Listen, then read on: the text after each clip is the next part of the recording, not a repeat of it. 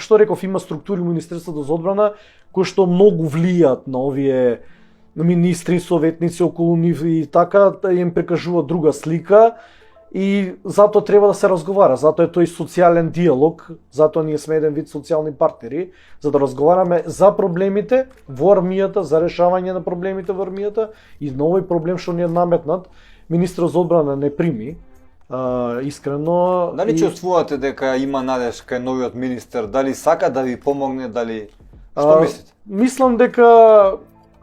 бидејќи ова беше прва наша средба, имавме претходна средба заедничка со сите синдикати за познавање, на таа немаше многу можност што да се разговара, туку чисто за познавање, ова беше прва средба наша, само со министерот. Мислам дека ќе имаме соработка и тоа го изјави самиот министер, затоа и тоа што го планиравме да закажеме протест, го одложивме за краток период, бидејќи министерот изрази голема волја и загриженост за ситуацијата и рече дека ќе ја реши ситуацијата, што е направено во министерството и дека веќе наредната недела ќе не викне да разговараме за барањата на професионалните војници и за ова што долго време не се решава. Така да ќе почекаме да видиме дали ќе се стои на зборот и